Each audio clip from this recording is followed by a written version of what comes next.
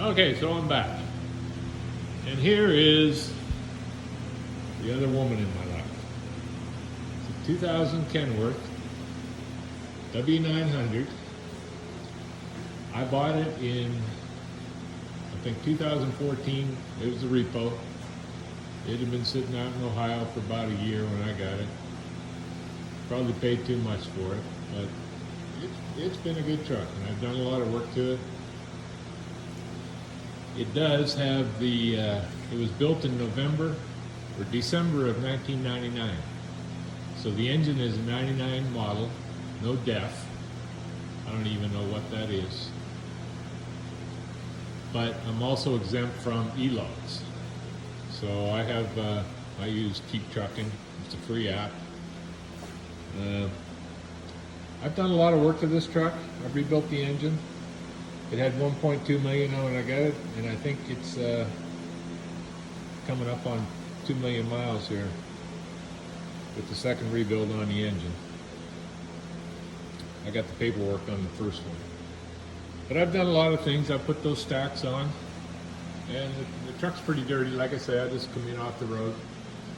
Went to Florida. This is 2 trips to Florida that I've made since I washed it. So, but I also had a local machine shop fix up some stainless steel skins for these fuel tanks. I just, I'm just not that ambitious. Too busy to keep everything polished up. And they're pretty dirty right now, but I cleaned a little spot off there for you. They look pretty sharp when you go through the truck wash, and they're easy to clean. My 15-year-old, a couple of weeks ago, I had some old headlights, some old fog lights kicking around the shop, and we took, I think it was a piece of stainless steel from a mud flap hanger, and cut out this little piece and installed these backup lights. Haven't got the wires hooked up yet. That's one of the projects that I'm working on right now, probably tonight or tomorrow. I'm a night guy, so I do a lot of things, driving at night, working my truck at night. I also went over to Super Singles about 2 years ago. That's one of the original drives that I had. Still got quite a bit of meat on it. Probably get at least the summer, maybe next fall. I don't know, we'll see. But I'm having real good luck with them. I've gained about at least a mile per gallon by going to Super Singles. And these things are one tough tire. I've had very few problems. In fact, it's practically eliminated my tire problems. And when I'm fueling up, I've got a heat gun and one of those laser guns, and I go around and I just check the temperature on my hub and the tire, and everything's usually good. But when you're there's no more tires to kick when you run Super Singles, so you got to do something when you're fueling, doing your walk around. I've got a little gizmo here so I can press a button and raise and lower my airbags. So when I back under a trailer, I've got 2 trailers, and one's at a customer's location, and they preload it for me. And sometimes when I go to hook up that trailer, they mess around with the dollies, and for whatever reason, but I try to back under it, and it's going to pull the trailer down, which makes it really hard to crank the dollies up. So I got this little gizmo, and I just press a button and I can raise that trailer, crank the dollies up, and away I go. I replaced that rear end about a year ago. Did it here in Handy Shop, me and a couple of teenagers. All the time, keeping an eye on my brakes, change brake pots. You change one brake pot in this shop and it pays the monthly rent on the shop that I've got here, about $500. So you guys that are out there, owner operators, know exactly what I'm talking about when you have to take the truck in the shop and change the brake pot. You're down all day, and you get $500-600 bill at the end of the day. Well, you can buy that part for $100 or less. I've seen them on sale for 40 bucks.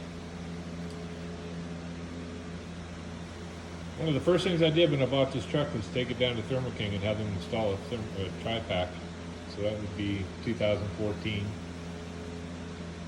It's one of the best investments you can make. I know it's 14 grand to install, but you know, it just pays for itself. I don't idle my truck. It's always nice and warm or cool inside. It's just something that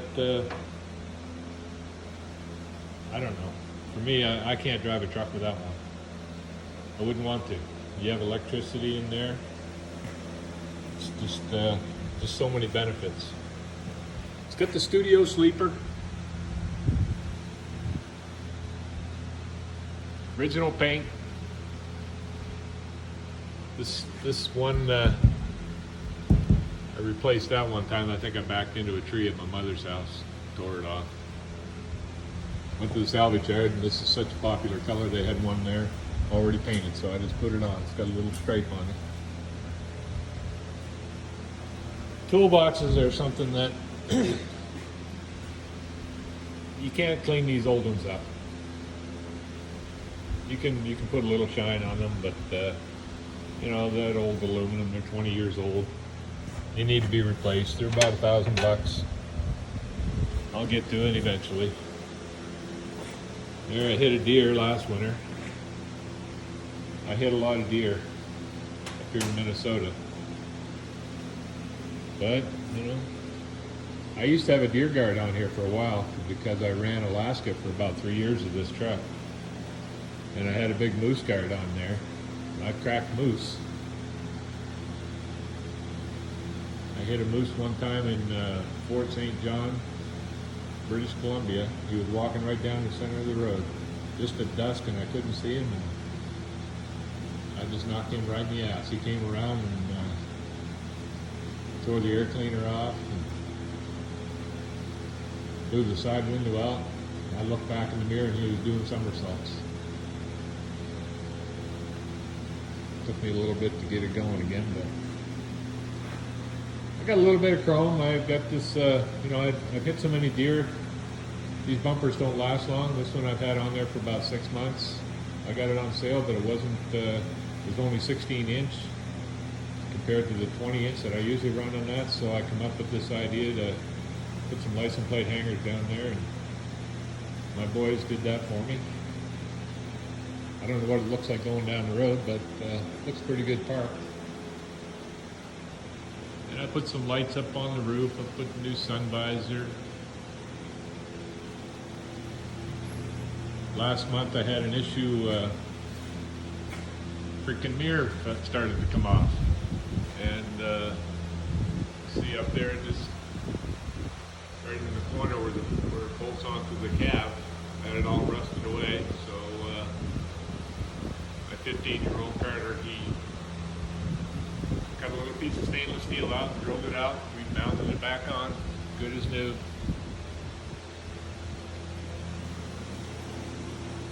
Like I say, it's a 2000, it's got the 550 cat. I run the 16-liter file in the ECM. I've got the laptop here, so I can flash files. I can do a lot of stuff. I first started driving in 1984, so I've been doing this a long time. And you know, you just accumulate knowledge and parts and ideas. Some work, some don't. To be successful in this business, you only have to be right 51% of the time, and I can do that. There's my little logo. No more bullshit. Put that on when I thought E-logs were coming out. At the time, it was a 2000, because it's a 2000, I thought I was going to have to put an E-log in it. And in fact, I did for about 2 months, and then somebody told me that because it's built in 99, the engine's in 99, I was exempt, so I threw that out the window. Now I'm just on paper, but I do it on my cell phone. I've just been doing it that way for so long, and seeing there's no law telling me I have to put a ELD in there, so I don't. just me in this truck, so I took the passenger seat out. Put a good minimizer seat in. I like that. I just run a toolbox in my truck instead of a passenger. We can look in here real quick. I just came off the road, so the truck's a little bit of a mess. But I've done some painting. I haven't got it quite all finished yet. I do have a nice big boom box. I spent about $1,500 buying a stereo, so I can shake the fenders when I get that thing cranking. I sleep on the top bunk, and I use the sofa bed all the time on the bottom bunk, just for sitting down, doing paperwork, relaxing, watching YouTube. Got a refrigerator. I guess I got, well, there's another little project I did. I put a couple of USB ports up there, and I've got the retractable cords, so they're not hanging around all the time. I can suck them up out of the way. There's just so many things that I've done to this truck, and my idea is, some things I can talk about. I've got a lot of ideas for the future, and if this YouTube thing works out, and maybe I'll be able to share some of those ideas. And I'm thinking about getting one of those GoPros. They say that's the way to go, because I like to just wear it on my head, and you don't have to worry about it. I like to show, where my hands are. That's where the important stuff is going on, not where my mouth is. But I'm going to open the hood, show you what I got going on today.